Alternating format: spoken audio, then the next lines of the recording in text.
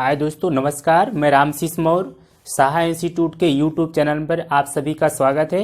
दोस्तों, आज हम फिर यूपी टेट सी टेट के 5 क्वेश्चन लेकर के आपके सामने हल करेंगे।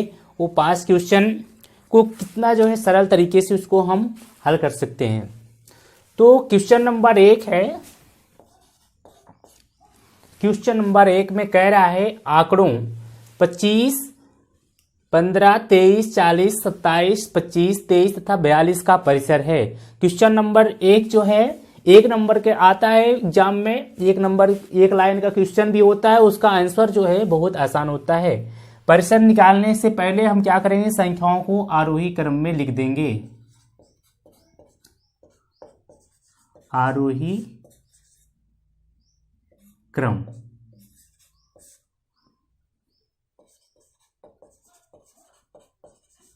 संख्याओं का आरोही क्रम।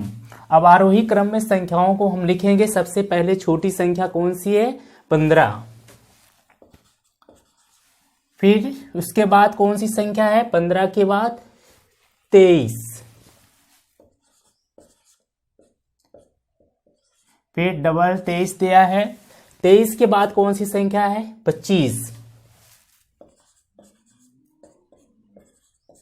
25 के बाद कौन सी संख्या है? 27। 27 के बाद की जो संख्या है वो है 42।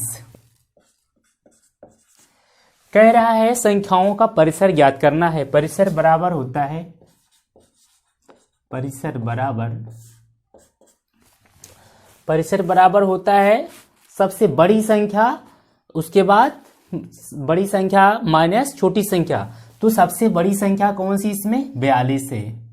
सबसे बड़ी संख्या 42 माइनस सबसे छोटी संख्या 15। तो दोनों का माइनस कर देने पे हमें परिसर मिल जाता है। तो 42 माइनस 15 कर देने पे 12 में से 5 गए 7। तो यहां पर बचा 3 में से 1 गए 2, 27। तो परिसर कितना आ गया? 27 आ गया। तो इस क्वेश्चन का जो आंसर होगा विकल्प सी है, 27। इस तरीके से हम संख्याओं को आरोही क्रम में लिख लेंगे। आरोही क्रम में लिखने की आपको एग्जाम में कोई जरूरत भी नहीं है। आपको सिर्फ सबसे बड़ी संख्या, सबसे छोटी संख्या, बड़ी संख्या में से छोटी संख्या को घटा देंगे तो आ जाएगा परिसर, हमें मिल जाएगा परिसर बराबर 27।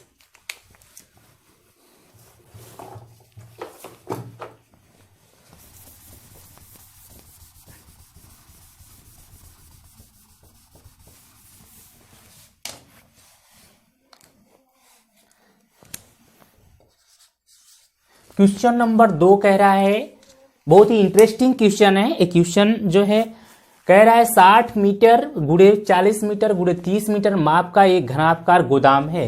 इस गोदाम में कितने घनाकार बक्से रखे जा सकते हैं यदि एक बक्से का आयतन 0.8 मीटर क्यूब है? कोई एक बड़ा गोदाम है, जैसे गोदाम मतलब घनाकार गोदाम, जो घर हमारा होता है वो घनाकार होता है। वो कह रहा है 60 मीटर गुणे 40 मीटर गुणे 30 मीटर का एक। अब हमको ज्ञात क्या करना है, यदि एक बक्से का आयतन 0.8 मीटर है तो कितने घनाकार बक्से रखे जा सकते हैं? बक्सों की संख्या पूछ रहा है। बक्सों की संख्या बराबर, तो हमें क्या करना है, घनाकार गोदाम का आयतन, घनाकार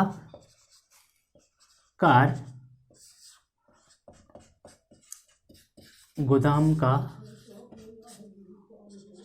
आयतन बटा बक्से का आयतन। हमको इसी को हल कर देने पर हमारा आंसर क्या? बक्से घनाकार गोदाम का आयतन दिया कितना है? 60 मीटर गुणे 40 मीटर गुणे 30 मीटर, सब में मीटर लगा हुआ है, गुणे 40 मीटर गुणे 30 मीटर बटा बक्से का आयतन। बक्से का आयतन दिया है 0.8 मीटर क्यूब, 0.8 मीटर क्यूब। अब इसमें पूछ रहा है घनाभकार बक्से का आयतन इतना है। यहाँ पर मैंने इसका विकल्प नहीं लिखा है, फिर भी हम इस क्वेश्चन को हल कर लेते हैं इसको। अब जो है क्या करना है, 0.8 मीटर है, 0.8 मीटर को हम क्या करेंगे, यहाँ से 8 है तो इसको हम अब काट देंगे। यहाँ पर ये कितने से कटेगा, 8 एक के 8, 8 पच्चे 40, यहाँ पर आ गया 5। तो अभी जो है 8 एक के 8 से हमने काटा, तो अब क्या करेंगे, यहाँ पर पॉइंट है, इसको अगर हम पॉइंट को हटाएंगे तो क्या हो जाएगा, यहाँ पर जो है ऊपर जो है 10 से मल्टीप्लाई हो जाएगा।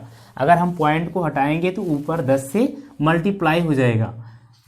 जैसे कोई भिन्न अगर इस पॉइंट में दिया है 1/0.5, तो इसको हम क्या करेंगे, 1/5/10। अब हम क्या करेंगे, हमने भिन्नों के भाग में पढ़ते हैं 1 अब ये चले जाएगा इधर, क्या हो जाएगा 10/5 हो जाएगा। 5 एक के 5, 5 दूनी 10। तो इस तरीके से संख्या का यहाँ पर जो है पॉइंट को हटाने के लिए यहाँ पर ये भाग चला जाएगा, तो यहाँ 10 का मल्टीप्लाई हो जाएगा, तो ये दशमलव हट जाएगा।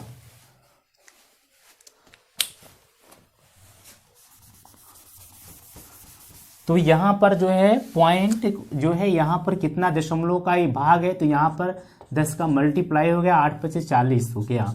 तो अब हम सबका गुणा कर देने पर हमें आंसर मिल जाएगा। तो यहाँ पर अब कितना है, 60 है, ये 10 पचे 50 है, 10 पचे 50, यहाँ पर 60 है।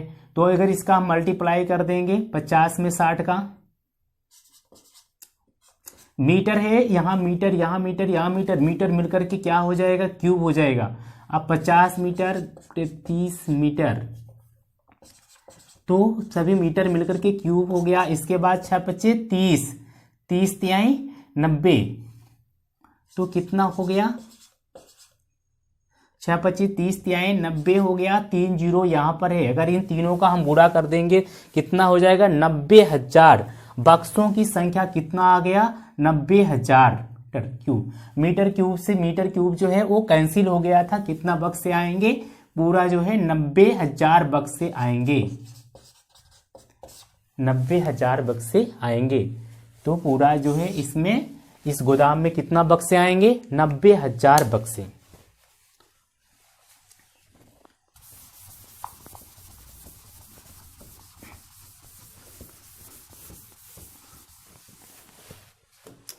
क्वेश्चन नंबर 3, क्वेश्चन नंबर 3 में कह रहा है 20 सेंटीमीटर भुजा के समबाहु त्रिभुज का क्षेत्रफल है। कह रहा है 20 सेंटीमीटर की एक भुजा है जिसका समबाहु त्रिभुज का क्षेत्रफल निकालना है। समबाहु त्रिभुज का क्षेत्रफल, वी नो दैट, हम जानते हैं समबाहु त्रिभुज का क्षेत्रफल बराबर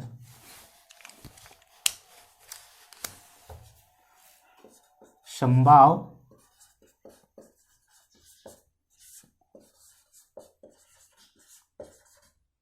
त्रिभुज का क्षेत्रफल बराबर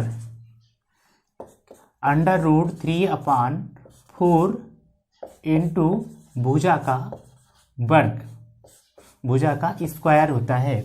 तो अब इसी सूत्र पर अगर हम रख देंगे तो हमारा जो है इस समबाहु त्रिभुज का क्षेत्रफल हमें मिल जाएगा। √3/4 इंटू भुजा का वर्ग 20 गुणे 20।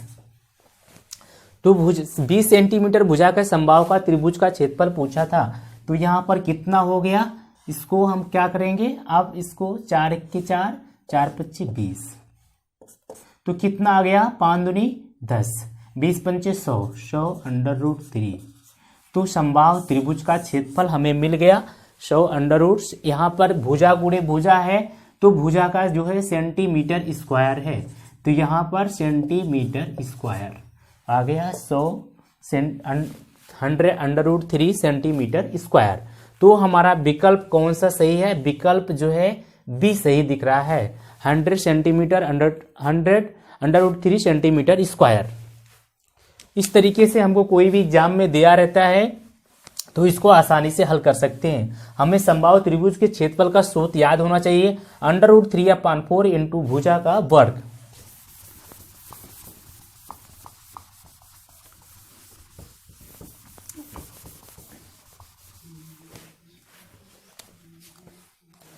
Question number 4। क्वेश्चन नंबर 4 बहुत ही इंटरेस्टिंग सवाल है। यदि दो वृत्तों की परिधियों में 3:1 का अनुपात है तो वृत्तों के क्षेत्रफलों में अनुपात होगा।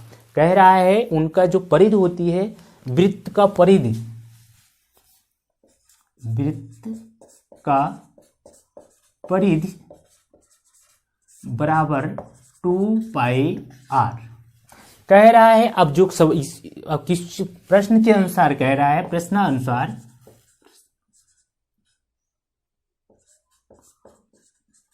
प्रश्नानुसार कह रहा है 3:1। दो वृत्त हैं तो दो वृत्त हो जाएगा, दो वृत्तों की परिधि कितना 2πr1 बटा 2πr2। दो वृत्त है तो उनका अनुपात कितना है 3:1। तो अब क्या होगा इसमें 2 से 2 कट गया, पाई से पाई कट गया, r1 upon r2 equal to 3:1 हो गया। तो अब जो है हमें त्रिज्या प्राप्त हो गई, तो r1 बराबर 3 हो गया, r2 बराबर 1। अब कह रहा है इनके वृत्तों के क्षेत्रफलों में अनुपात होगा, तो वृत्त का क्षेत्रफल का जो अनुपात होता है पाई r1 square pi r2 square बराबर, अब जो है 3 का स्क्वायर बटा 1 का स्क्वायर। पाई r1 जो सूत्र होता है, तो हमको त्रिज्या मिल गई r1 बराबर 3 और r2 बराबर 1 मिल गया, तो 3 स्क्वायर हो गया, यहाँ पर 1 स्क्वायर हो गया, तो कितना हो गया इनका पाई पाई से कैंसिल हो गया, r1 स्क्वायर बटा r2 स्क्वायर बराबर हो गया 3 त्रिका 9 बटा 1, 1 ही होगा, तो यहाँ पर आ गया कितना 9 बटा 1। तो हमारा कौन सा विकल्प सही है, विकल्प बी 9:1। तो इस तरीके से हम जो है वृत्त के सवालों को, हमको परिधि, उसकी परिधि का सूत्र जो होता है 2πr होता है, तो दो वृत्तों का कह रहा है अनुपात 2πr1 हो गया, 2πr2 हो गया, अनुपात में 3:1। तो हमको जो इस तरीके से r1 अपान r2 हमें त्रिज्या मिल गई, r1 बराबर 3 r2 बराबर 1। तो कह रहा है वृत्तों के क्षेत्रफलों में अनुपात होगा, तो वृत्तों का क्षेत्रफल का जो सूत्र होता है पाई r स्क्वायर, तो पाई r1 स्क्वायर अपान पाई r2 स्क्वायर, त्रिज्या हमें 3 है, 1 है, दोनों का स्क्वायर कर दिया, तो 9/1 हमें प्राप्त हो गया।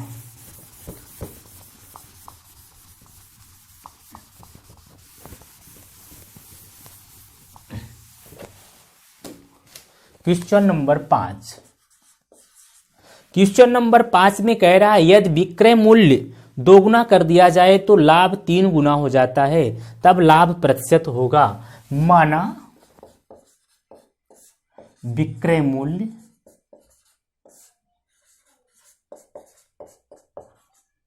$100 है, तो विक्रय मूल्य में से अगर हम लाभ घटाएंगे तभी हमें क्रय मूल्य मिलेगा। तो लाभ कितना है, लाभ जो है लाभ P है, तो अब क्रय मूल्य क्या होगा, क्रय मूल्य बराबर विक्रय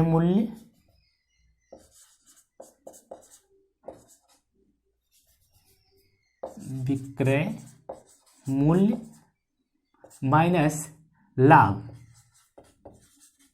तो हमें मिल गया विक्रय मूल्य 100 माइनस P, समीकरण नंबर 1।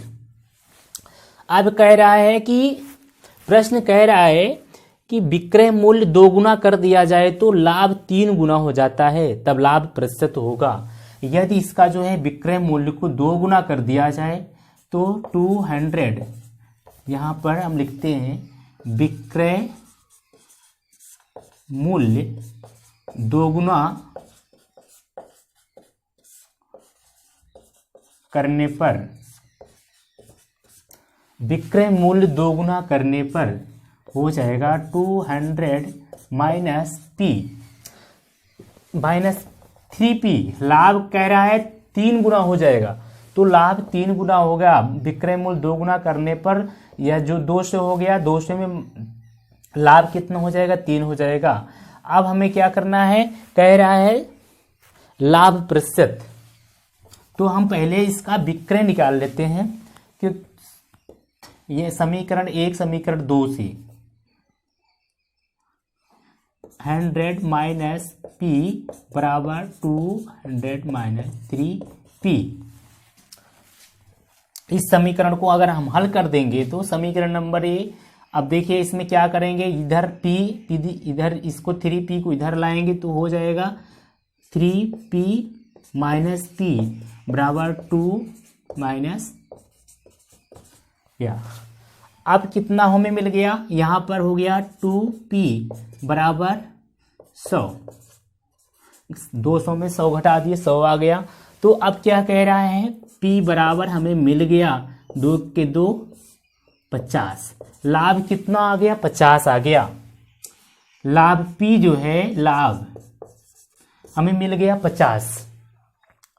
अब कह रहा है कि क्रय मूल्य कितना है, अभी लाभ प्रतिशत नहीं है, लाभ हमको मिल गया 50, तो अभी लाभ प्रतिशत पूछ रहा है। अभी क्रय मूल्य, अब क्रय मूल्य हमने विक्रय मूल्य माना है 100 में अगर हम लाभ घटा दें, विक्रय मूल्य में से लाभ घटा दें 100 माइनस 50 बराबर आ गया 50। यह है क्रय मूल्य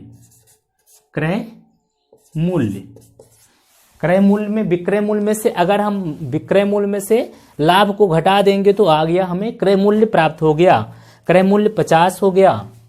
तो अब क्वेश्चन क्या कह रहा है, क्वेश्चन कह रहा है कि हमें जो है लाभ प्रतिशत बताना है।